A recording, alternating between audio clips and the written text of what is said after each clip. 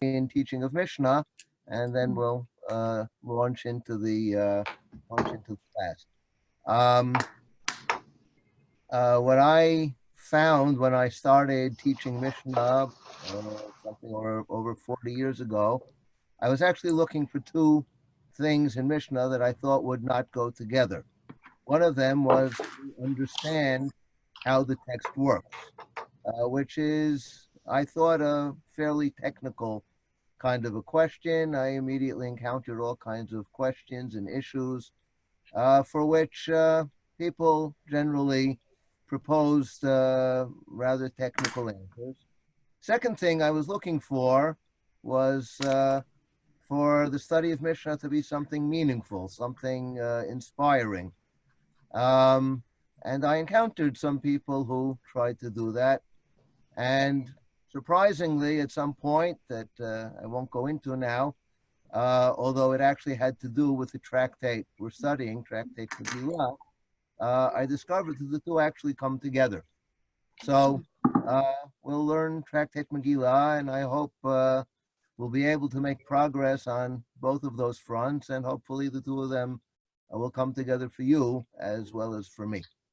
So let's start off with a little background to Tractate Megillah. As you can hear already in the name, Tractate Megillah has something to do with the festival of Purim. Okay, and the festival of Purim is mentioned in Megillat Esther. We'll turn right away to Megillat Esther and take a look at this background, and then try to get a sense of what the Mishnah does with the ideas that we find in the Tanakh. But before doing that, I'd just like to note something about Tractate Megillah. Is Tractate Megillah really about Purim? Any thoughts? Well, not so far based on the first chapter. It was just the first couple of Mishnah, and then after that, it switched rather radically to totally unexpected subjects. Okay, good. Any other thoughts?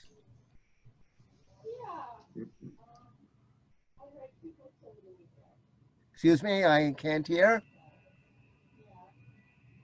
I said, who's speaking now? I think she has a microphone off. Uh-huh. Yeah. No, I just keep muted when I don't hear. When we don't talk, I keep muted.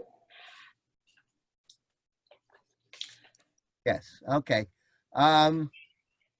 Okay, that's an interesting observation. And in fact, if we look at the rest of the tractate, we'll discover really only the first two chapters talk about Purim at all, and the last two chapters of the tractate have little or nothing to do with Purim. But we'll also see a little later on, we'll see that even the part of the first chapter that deals with Purim isn't really dealing so much with the festival of Purim, but anyone want to characterize what it is dealing with? Yes. I don't know if my microphone's working. It's working. Yeah. Oh, good. It seems to be all about reading. When do you read Megillah, as opposed to any of the things that are described in the text of how you would celebrate it with feasting or various other things. And then the timing of the reading becomes this essential, important feature. Very good. It's a very, very good observation, right on the money. And that's one of the puzzles we're going to be trying to investigate. In fact, that's in the name of the tractate. It's not called Tractate Purim, right? It's called Tractate Megillah. Okay, Tractate Megillah means it's all about the Megillah and not really so much about Purim at all. Okay, so that's an interesting thing to think about. But let's go in order. So we'll start off by looking at Megillat Esther, chapter 9. Okay. Here we go. Okay, so here I have a PowerPoint with which I have the text of Megillat Esther for you. Oh, why isn't this going down? Here we go. Okay, so in chapter 9, we read the following psukim. Al Kain HaYehudim HaProsim. Oh, just one question. Are all of you comfortable with the Hebrew? Mhm. Okay, so I don't need to be translating as we go along. Okay, No. if there's any point where one of you needs a translation, please don't hesitate to ask. Al Kain HaYehudim HaPerazim Yoshvim Be'arei HaPerazot Osim Et Yom 14 LeChodesh Adar Simcha u'Mishteh B'Yom Tov u'Mishloach Manot Ish L'Re'ehu. Of course, the background is the battle took place on the 13th of Adar, and on the 14th of Adar, when they rested from their enemies, that's when the Jews in the unwalled cities, okay, would be celebrating the festival of Purim. Wait a second. Oh, actually, I see I made a mistake here in the PowerPoint. We should really start earlier. Should start with pasuk Yud Zayin. Yom 13 lechodesh Adar v'Noach ב14 bo v'asa oto Yom Mishteh b'Simcha. Okay, on the 13th day they fought. Then on the 14th day they rested, and they made it. And how is the festival described here? That first year, Yom Mishteh b'Simcha, a day of Mishteh b'Simcha, which, by the way, is a very striking way of formulating a festival. What do you find surprising about defining the festival in this way? It's not refraining from malacha like a usual festival? Okay, that's interesting. Festivals in the Torah always are accompanied by refraining from work. Okay, and there's no hint of that here. What else?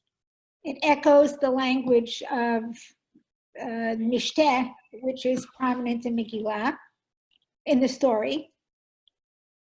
Okay, excellent. Okay, so you've actually raised the question and answered it at the same time. So I'll just separate out the two. Okay, to call it a Yom Simcha would make a great deal of sense, right? A day of rejoicing, but a day of drinking, Mishteh. Okay, Mishteh is really a drinking party. A day of drinking and rejoicing is a very strange way to characterize a festival.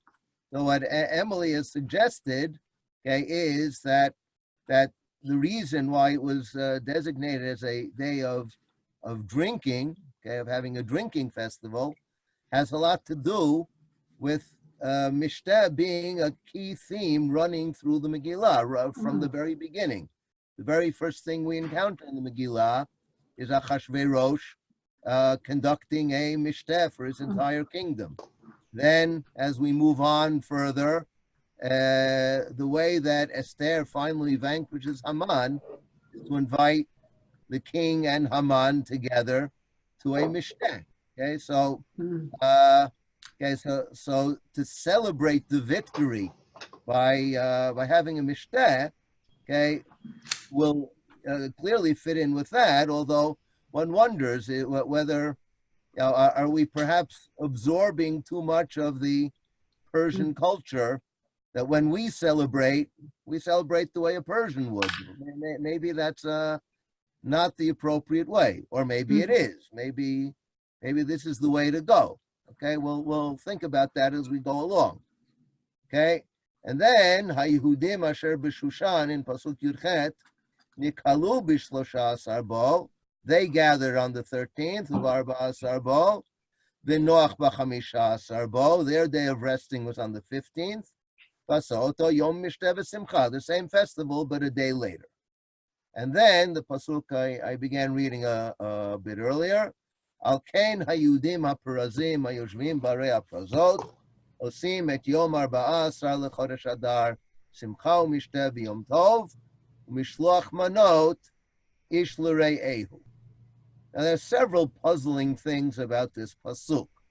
Okay, let's perhaps start off with the way that they celebrate it. Okay, the way they celebrate is a little different from what we saw earlier. How is it different? We have this additional element of giving food items to your neighbors. Okay, That's very one good. piece. Okay, so we have to share. Okay, this is not just the person celebrating on his own, the person sharing his celebration with his neighbor. What else is added here that we didn't have earlier? Yom Tov. Yom Tov. What might that mean? I mean, it later becomes like a holiday in like a more proper technical sense, but here I don't know.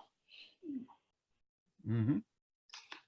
Okay, it is hard to know, but the Talmud in discussing Yom Tov thinks that by making it a more formal festival, actually you're adding something that one of you noted earlier was missing from the original celebration, namely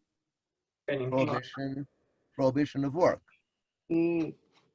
Okay, so according to the Talmud, there actually was an attempt to refrain from work on that day. As we'll see, that element, if that indeed was the intention, that element didn't take.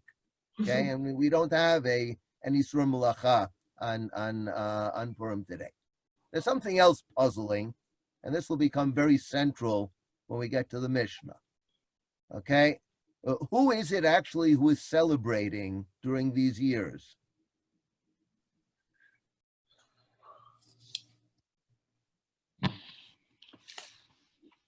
Seems like the people in the Persian Empire who were who witnessed it. All of them? Shushan starts with Shushan. No, I don't know. Okay, let's look at the pasuk again. Because Alken, then he sends. Go ahead. I'm sorry. Alken haYehudim haPerazim haYoshvim b'arei haPrazot. So specifically the Jews living in those kinds of towns only is in that our first Right. verse. Have we heard anything in the narrative about Jews living in unwalled cities versus Jews living in walled cities? Do we know anything about a difference? Yeah. Don't we? From where? Where has that occurred earlier in the narrative? If I'm reading right, in Ted Vav, it refers to Shushan. And then in Pasuk Tet Zayin, Ush'ar HaYehudim Asher B'Melinot HaMelech, the timing was different. Okay. So perhaps there's an echo here of that differentiation, but if so, then there's been a kind of transition. Because there, the differentiation was between the one city of Shushan, which was the capital city. Okay, that's where the main action of the Megillah took place, and the whole rest of the kingdom. And here, what seems to have replaced Shushan? Walled cities. Yeah. Apparently, there are, we can assume, in the 127 provinces over which Achashverosh ruled, it's very likely there were other walled cities, right? So apparently, in the first year, Shushan observed it on the 15th, and everyone else observed it on the 14th. In future years, Jews living in unwalled cities observed it on the 14th. And what happened to Jews who lived in walled cities? What did they do? Doesn't say. And why, instead of Shushan, it would be logical to say, and the Jews of Shushan continued to observe it on the 15th. But the Jews of Shushan are not singled out at this juncture. nor are we told what are the Jews in walled cities doing in future years. And in fact, there is an important commentator, the Ramban, who in his Talmud commentary suggests that at this stage of the celebration, Jews living in walled cities didn't celebrate Purim at all. Only Jews in unwalled cities celebrated on the 14th, and nobody celebrated on the 15th. And Jews in unwalled cities somehow broke away from this celebration. Okay, now that argument of the Ramban has been disputed. Okay, and we're not going to try to decide that now, but the Megillah really has opened up something of a conundrum here. Okay, by telling us that there is some differentiation in the Jewish people, in Jews living in walled cities and Jews living outside of walled cities, and telling us only that some of them, the ones who are living outside of walled cities, are observing on the 14th.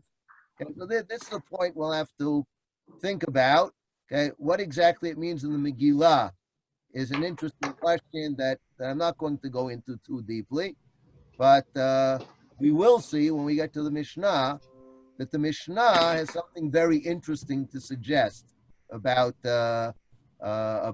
Of course, the Mishnah, in its fashion, doesn't spell out what it has to say. We'll have to ferret it out from in between the lines. Okay, then we move on. Vayichtov Mordechai et hadvarim ha'eleh. Mordechai wrote down these things. Which things?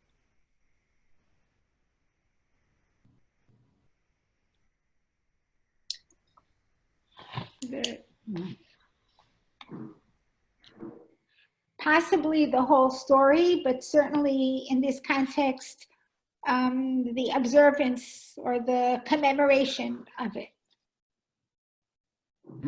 Right. Okay, and the continuation of the pasuk makes that clear. Vaishlach svarim el kol hayudim asher b'chol medinot hamelech Achashverosh hakrovim v'rechokim.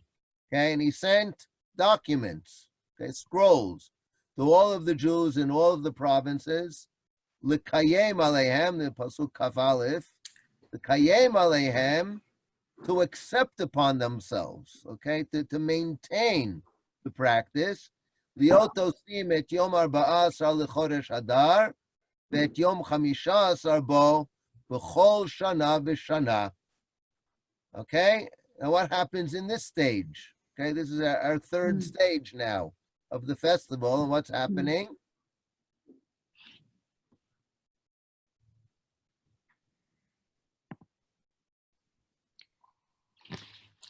Well,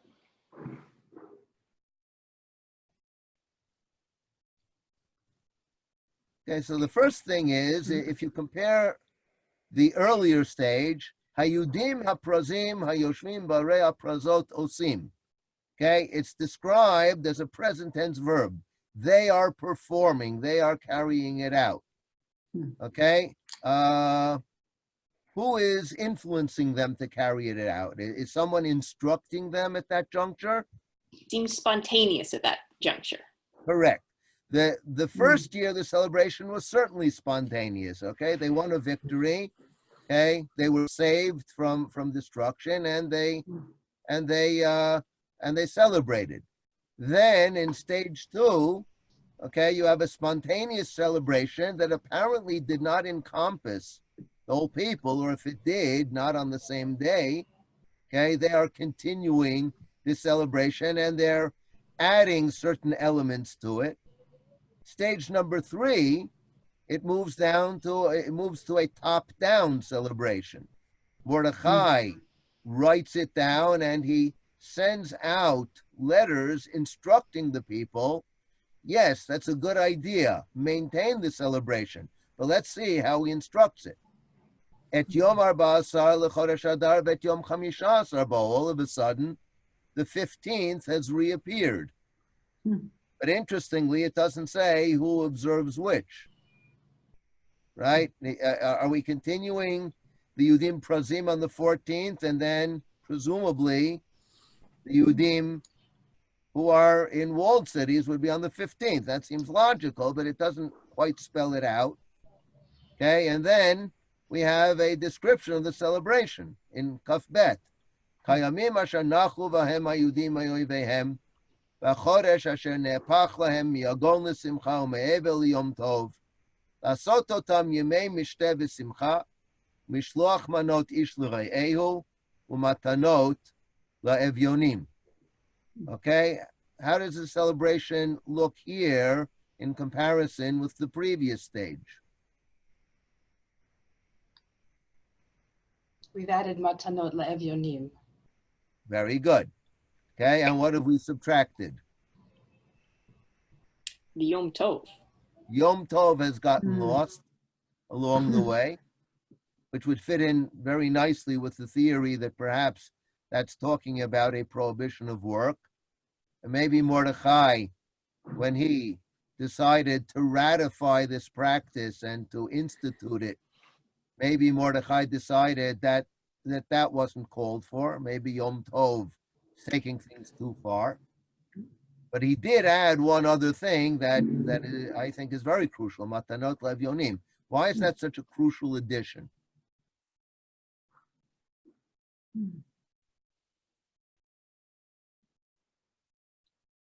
It's the only thing that sounds Jewish. Okay, very good. Okay, that's an interesting thought, although I will note that Mishloach Manot Ish L'Re'ehu is part of another Jewish celebration. Yes, Emily, you seem to... In the time of Ezra. Good. Okay, at around the same time frame, okay, that's how they celebrated Rosh Hashanah. Okay, is Mishloach Manot. That already has some kind of a Jewish quality to it, but Matanot Levyonim certainly sounds like heavy-duty Jewish celebration. But why? Why is Matanot Levyonim, I think, a kind of quantum leap in terms of the meaning of this festival? Well, it switches the focus from military and the killing and the slaughter, and it makes it into a communal celebration. Okay, excellent. Okay, up until now, it started off really as a very me celebration, right? Very, very much focused on each individual person. Okay, then Mishloach Manot sort of takes the person out of his own solipsistic shell, but how far out does it take him? Right? Yes? Yeah, just to your friends. It doesn't give it to anybody. Your friends. Matanot Levyonim means you're taking responsibility for the community. You're looking around in your community and you're saying, who is it who needs this? Maybe your friends are all as well off as you are, and they don't really need it. It's a nice expression of friendship. It's sharing, okay, which certainly adds a dimension, but it doesn't give you that sense of communal responsibility. That comes in only with Matanot Levyonim. So I think Matanot Levyonim is really an extremely important addition. Okay, as Sherry noted, it adds a kind of moral depth to the celebration, and it also adds a communal dimension to the celebration that was lacking. Okay, v'kibel hayudim et asher echelu la'asot ve'et asher katav Mordechai aleihem. Note how there's reference here to the two previous stages. And the Jews accepted upon themselves what they had begun. That's stage, that's stage 2 in Pasuk Yud-Tet. And also what Mordechai had written to them, that's the previous stage. Okay, so we're almost finished with the description of the celebration, and then we move into the final stages. Kimu v'kiblu hayudim aleihem val zaram val kol hanilvim aleihem v'lo ya'avor v'yotosim et shnei hamim ha'ele kichtavam v'chizmanam b'chol shana v'shana Okay, so the Jews accepted upon themselves and maintained it for themselves, for their children. This is the point where it becomes a celebration for all generations. And indeed, Vayamim ha'ela nizkarim v'na'asim b'chol dor v'dor. These days are remembered or commemorated and performed in every generation. Mishpacha u'mishpacha, medina u'medina, v'ir v'ir. Excuse me. Yimei ha'purim ha'ele lo yavru mitoch ha'yudim v'zichram lo yasuf mizaram. And these days will never be abolished. Okay, and this is, of course, a very interesting tradition in Chazal, that even when all other festivals are abolished, Purim will remain, which is an interesting idea in its own right. But I also like to call attention to something very interesting about how this celebration is described. Okay, do we know of any other celebration that's described as Mishpacha u'mishpacha, medina u'medina, v'ir v'ir? How do Jewish festivals normally operate? What's the framework for a Jewish festival?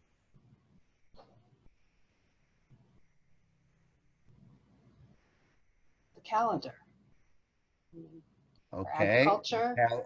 The calendar, and History. on the given calendar date, how do the Jews celebrate? In what kind of framework do the Jews celebrate? Well, until now, there was an element of korbanot, aliyah laregel. Good. In other words, it's usually a national framework, right? Jews come together. You think of the Shalosh Regalim, where you have Aliyah Laregel, and all Jews are coming together in one place. You don't have families, provinces, cities celebrating these festivals. What you have is a nation celebrating the festival.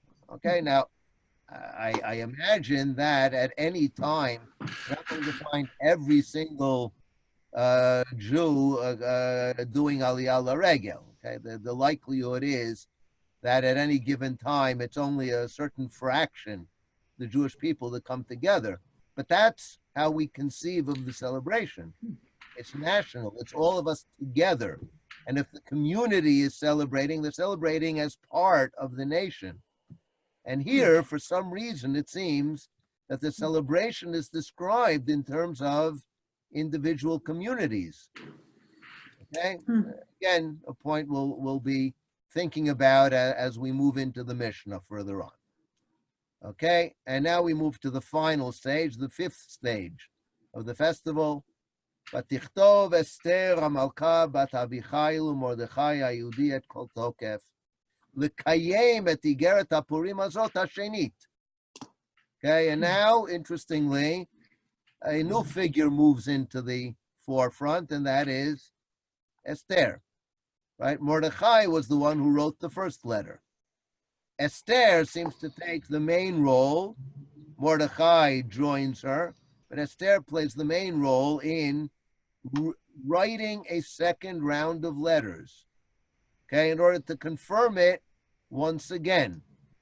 Okay, and what question does that raise? What's different about the second round? Yeah, why is there a need for a second version? Right, we said the Jews accepted, they're going to fulfill it for generation upon generation. It seems that something is missing. There's something missing from that fourth stage, which sounded like a final stage, but somehow something is missing. Okay, and so Esther says, we've got to revive this. We've got to rejuvenate it. Let's send out another round of letters. וישלח ספרים אל כל היהודים אל 27 ומאה מדינה מלכות אחשוורוש דברי שלום ואמת לקיים את ימי הפורים האלה בזמניהם כאשר קיים עליהם מרדכי היהודי ואסתר המלכה וכאשר קיימו על נפשם ועל זרם דברי עצמות וזעקתם. Once again, לקיים, to accept it. Okay, and then in Pasuk Lamed Bet, Umamar Esther kiyam divrei Purim ha'ele, and the word of Esther actually succeeded in establishing or reestablishing these words relating to Purim, v'nichtav b'sefer, and it was written in a scroll. Why is that important? That's the official way that documents are preserved. I mean, scrolls, right? Right. And maybe that was what was missing. Okay. Maybe when it was just an igeret, maybe that didn't quite do the trick. Even though the Jews said, yes, we'll do it, we'll accept it for all generations, Esther said, no. We need to ratify this, put it on the books. Israel is a people of the book. And if it's not written in a book, okay, now again, we talk about a book. Here, the book is in the form of a scroll. That's why we call it Megillat Esther, right? Sefer actually means a parchment, okay, a scroll, okay, but apparently an official scroll. There's something that's not just a letter, but something that's an official document. And once it became inscribed in this official document, that's the point where Esther and Mordechai could say, okay, we've done our bit, and now we can say that this festival of Purim has really taken hold. Okay, so if we look, here I have kind of a summary of the different stages of the celebration, the spontaneous celebration, the communities that continued in future years, the first letter sent by Mordechai, then the reception by the people, and finally the second letter, which ratifies the acceptance and records it in the scroll. Okay, and if we look at the elements of the celebration, okay, so the elements evolved in 3 stages. The first 3 stages we just listed, from Yom Mishteh v'Simcha to Simcha u'Mishteh, adding Yom Tov and Mishloach Manot Ish L'Reyehu. And the third stage, which leaves out Yom Tov, okay, continues Mishloach Manot Ish L'Reyehu and adds Matanot La'evyonim. Okay, what is glaringly absent from the celebration of Purim? Oh, the military stuff. Okay, well, the military stuff isn't the celebration. That's the that's the backdrop. That's what we are celebrating. But in terms of the performances, what performance is missing here? Reading the Megillah. Reading the Megillah. Not there. Nowhere does Megillat Esther say that it has to be read. Okay. So is the Mishnah taking this final round in which we ask the question, why did there need to be a final round? And we say, well, it added a scroll, so the scroll must be for something. Is that our jumping off point to read the scroll in the Mishnah's mind? Sounds like a good idea. Any other reactions? To me, it sounds like a nice idea. Very possibly. Okay, and maybe we'll come up with some additional ideas as well. Okay, but by and large, I find that for big questions like this, there often are multiple answers. Okay, what literary scholars call over-determining. Okay, so that's one answer, which I think has a lot of merit to it. As we go into the Mishnah, I think we'll see there could be additional answers as well, which might all be true, okay, or some of them might be true. We'll see that. We'll see that as we go on.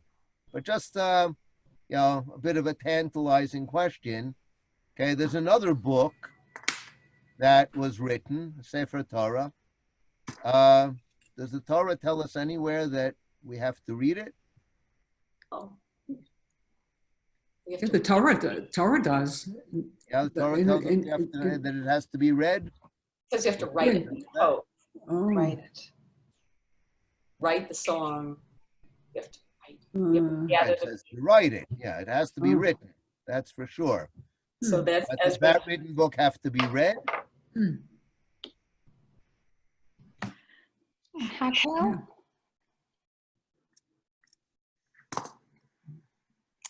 Okay, there's one place, right around the point where Moshe's commanded to write down the Torah, where he is told something about reading it. Okay, once every, 7 years, yeah. Count. that's right, Parshat Hakel. Once every 7 years is a mitzvah to read it. Okay, that is very probably the basis for our contemporary celebration of which festival? Simchat Torah? Simchat Torah. Okay, Simchat Torah is probably patterned on the Hakel, and in the Eretz Yisrael practice of Kriyat HaTorah, how often would they complete Kriyat HaTorah? How long would it take them to complete the reading? A little over 3 years. Okay, in fact, the average was 3.5 years. It's So been you end up- suggested that there's a reason for 3.5 years, Two. as opposed to 3, for example, Half of 7.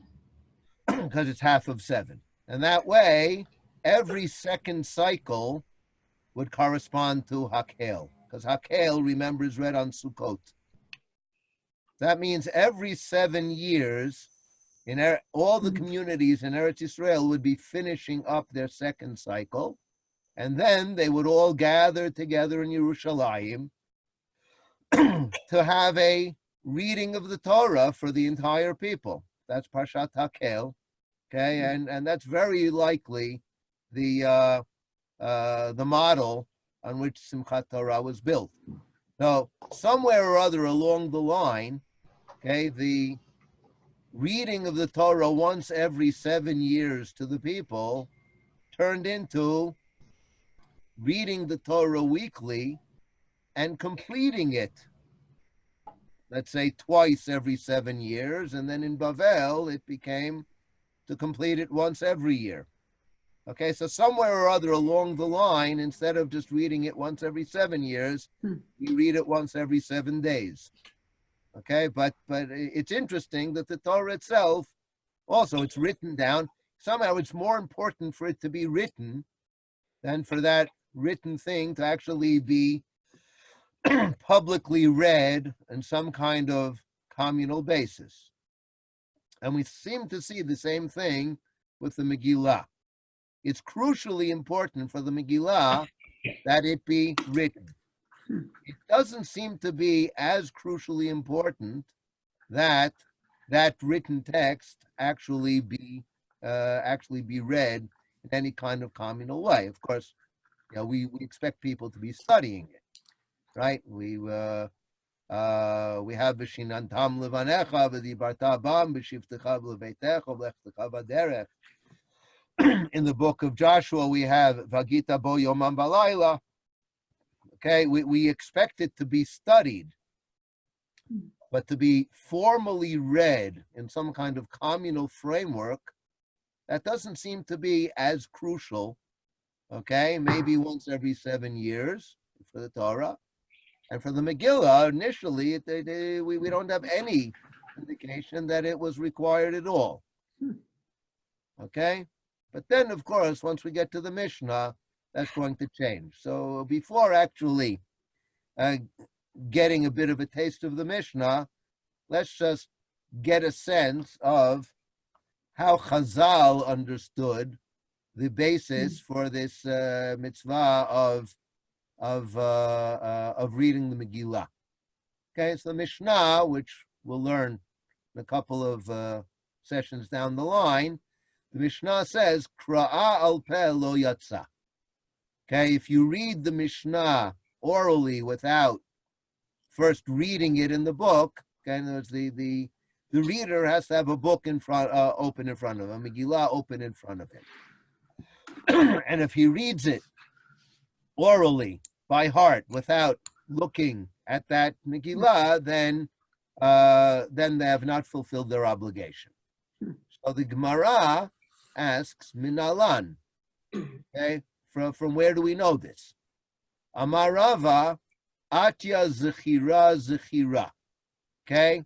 Does anybody know what kind Rabbi of? Walfish? What, Excuse excuse me? Where are you reading from? The screen. Oh, Okay, you I'm see not, it on the for some screen? reason I'm not getting, Oh, you're not seeing it on the screen? no, it's okay. Just tell me where it is, maybe. Okay, it's in the Gemara Megillah Yud Chet Amud Aleph, 18a. Okay. Thanks. Go ahead.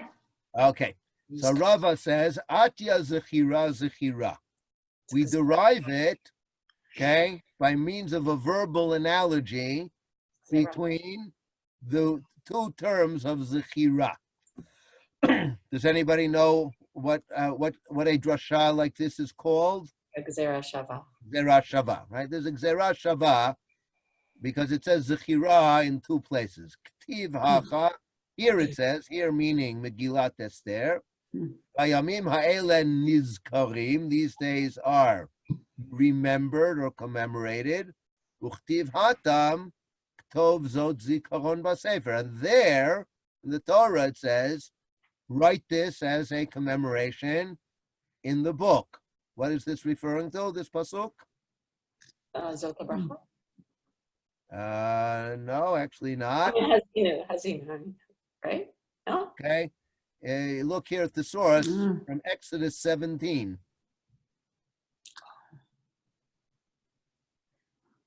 This is actually our Kriyat Torah on the day of Purim. Exodus 17. The story of Amalek. Amalek.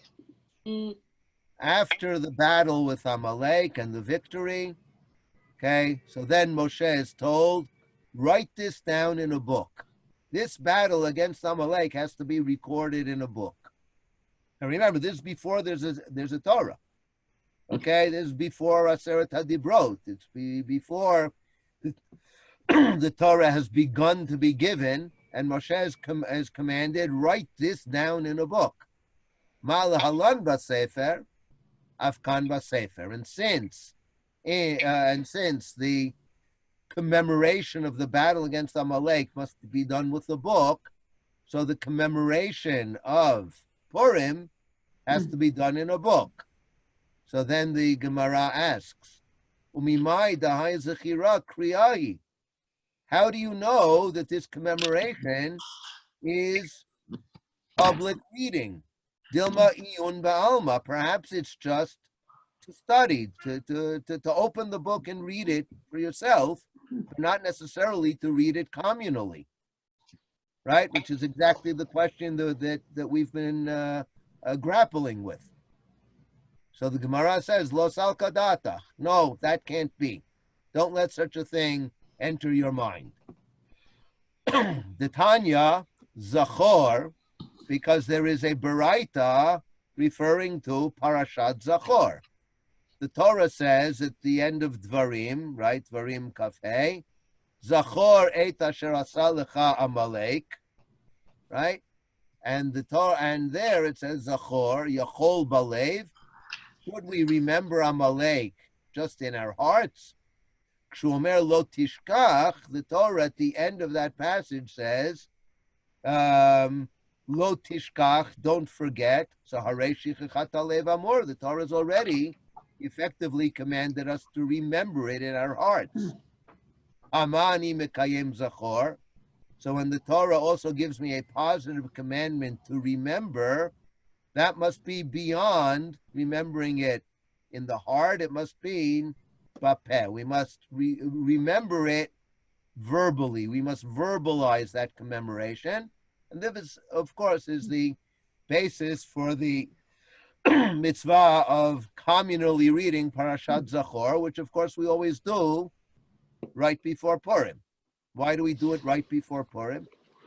Because of Haman's association with Amalek. Right. How do we It's know Haman family. is associated with Amalek? Haman is called Haman ha-Agagi. Agagi. And Agag, we know of an Agag elsewhere. Agag was The king. the king of Amalek at the time of Shaul. Shaul HaMelech, right? He's the king who Shaul failed to kill, okay, which resulted ultimately in his being deposed as king. Okay, so that king Agag, he's the only Agag we know of in the Tanakh. This Haman is called Agagi. Chazal understood he was a descendant of Amalek. He was descended from this king Agag, a descendant of Amalek. Okay, so this Gzerah Shava is not just connecting parallel words, Zachor, Zachor. Okay, it's also establishing a profound connection between the battle of Amalek, which is not only a battle of armies, but also a battle of words, ideas. We have to remember Amalek. We have to write it down, read it year by year to remember our battle against this bitter enemy. Okay, and the battle against Haman is perceived by Chazal as a continuation of that battle. So that too has to be both written down in a book and also read annually. Every year we have to read from that book in order to maintain our memory and commemoration of that battle. So that this, in fact, is the basis, according to the Gemara, for the mitzvah. Okay, so if we do accept this as the pshat meaning, which is not at all clear, I think Nizkarim on a pshat level could easily be understood differently. But even if we accept it, it's certainly only alluded to rather obliquely. Okay, so the whole idea of reading the Megillah in the Megillah itself is at best an oblique allusion. It's not at all spelled out, as opposed to all the other celebratory performances on Purim that are all spelled out quite clearly in the text of the Megillah. Okay, so Can I ask a question before we move on? yes, absolutely. So where it says al peh, I thought the question was that I don't think it answers the question al peh. You could remember al peh, right? I thought it was sort of like why you can't read from a scroll if you're blind. I thought that was the question. Am I misunderstanding the question that it's asking? Well, no, you're not misunderstanding. It's not restricted to someone who's who's blind. It would also refer to somebody who just memorizes the Megillah and rattles it off by heart, or someone. But you're still speaking it. Okay. Right. In fact, I'll give you a practical application of this halakha. Let's say you're in shul and somebody's reading the Megillah, and you're trying to follow, and you somehow get interrupted.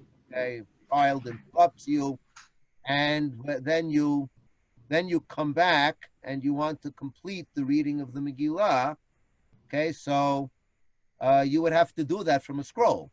You can't do it from a Tanakh that's in front of you.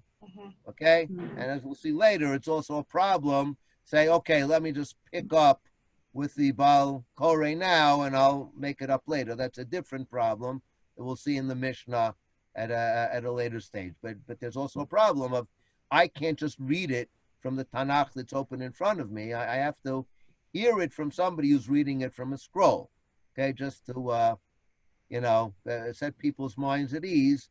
Okay, what we actually say la'alacha is that as long as the majority of it is read from the scroll, you can make up parts of it, either by heart or from a chumash. Okay, so you can sort of run through 3 or 4 psukim that you missed and catch up to the Baal Koreh and hear the rest of it. Okay, but the basic point is it has to be read from a scroll, and even the person hearing it has to hear it from someone who's reading it from a scroll. Okay, so when we say that this is similar to Amalek, which has to be A, written in a book, and B, has to be remembered by verbalizing it, So Chazal actually put those two ideas together. You're right that the Gemara doesn't spell out how they know that the two ideas go together. And theoretically, you could have said, as long as it's written in the book, it can be verbalized outside of the book. The Gemara never spelled out why I can't say that, but that's obviously the assumption, okay, that they're putting together the fact that it has to be written with the fact that it has to be verbalized, and then when you connect the dots, it has to be verbalized from the book. You have to have the book in front of you and be reading from it as you verbalize it. Okay? Okay. So maybe we can begin to take a look at the Mishnah. Okay, we have a few minutes left, so we'll get a bit of an introduction to the Mishnah here. Let me get it onto the screen. While you're doing that, can I just ask you, when I heard Zechira, I thought it was going to Zacharehu al Hayayin, which is another verbal recitation of a text of Kiddush that is an interpretation of Zachor in that way. Yes, that's correct. That Chazal, in many places, assume that Zechira actually has to be something. Maybe.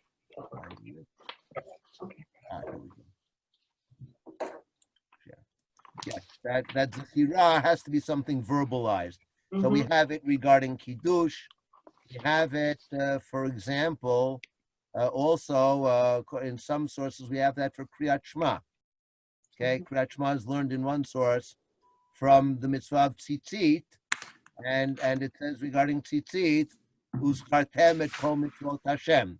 They say at the time when you recite Kriyat Shema, you will, at the time when you put on tzitzit, you also have to remember all the mitzvot. That's another example. Haggadah is also learned from Zechira. There are several places where Chazal give spell out this idea that they never seem to be happy with the Zechira that's only in the heart. Zechira has to be something that's actually formally verbalized within a mitzvah framework. Okay. Okay, so let's take a look, just a brief look at the first hour or two to get a bit of a sense of what's going on here, and then we'll close for today.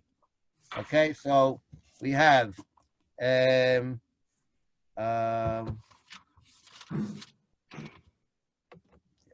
move this. Okay, Megillah nikret ב-11, ב-12, ב-13, ב-14, ב-15, לא פחות ולא יותר. Okay, so what's the very first thing the Mishnah tells us? When do you read it? When do you read it? And the Mishnah once again surprises us. What's the big surprise here? These seem like many more days than we've talked about before. That's right. In the Megillah, we're celebrating Purim for some strange reason on 2 occasions. And now, we're all of a sudden, we are reading the Megillah on potentially on 5 different days. The 11th, 12th, 13th, 14th, and 15th. Lo pachot, not earlier. V'lo yoter, and not later. Krachin amukafin choma mimot Yoshua bin Nun, korin ב-15. Kfarim v'ayarot gdolot korin ב-14. Ela shakfarim makdimin liyom haknisa. Okay, so actually, the end of the Mishnah helps to clear up the puzzle of the additional days. How does it help? How many days are there really? 2. There are really 2, right? The Krachim Amukafin Choma Mimot Yoshua bin Nun, they read on the 15th. The Kfarim and Ayarot Kdolot, those seem to be the other two possible kinds of communities, they read on the 14th. So those are the two basic days. Ella Shakfarim Makdimim Liyom HaKnisa. But the Kfarim will sometimes read earlier on the day of gathering. Okay, now that's an interesting term, day of gathering, and let me already suggest for in preparing for the next class that you can give some thought to the question of whether this term Yom HaKnisa echoes anything we find in Megillat Esther. Okay, give that some thought. We'll talk about that. We'll talk about that next time. Rabbi, could I ask? Oh, sorry. Yes. Why is it broken up into two different days to begin with? Why wasn't it just originally set up on one day? Okay, wonderful question. Mhm. Okay, we saw that in the Megillah itself, right? In the Megillah itself, we Yeah. already saw that communities somehow separated, but this idea of a national celebration that's split into 2 days actually is a puzzling idea. Mhm. So I'm not going to answer that now. I want to Okay. leave it as something for us to ponder. Okay, to ponder in the Megillah, and as we go through the Mishnah also, to ponder in the Mishnah, whether the Mishnah has something to say about that question. Mhm. But the Mishnah right away seems to even extend that fragmentation. Now it's no longer just two kinds of communities. Now it's three kinds of communities. And there's one kind of community called the Kfarim that somehow will move outside of the orbit entirely of the 14th and the 15th. 14th and the 15th are days that, have some kind of pedigree from Megillat Esther. And now you've got these communities that are going to read the Megillah potentially on three different days that aren't part of that orbit at all. Okay, so that's an even further kind of fragmentation that we could wonder about. Okay, so for the Mishnah, I'll leave you with that question. I'd just like to conclude with one final question. Okay, we talked about the different stages of the evolution of the festival of Purim, and the Mishnah seems to be yet another stage. Okay, taking us beyond that to where Megillah reading has become somehow more central than everything else. Okay, and also extending this fragmentation of communities. Okay, plus another couple of ideas that we'll talk about talk about next week. Okay, but I'd like to conclude with a question: why did this festival undergo such a long period of gestation and so many stages of development? What does that actually tell us about the uniqueness of this festival?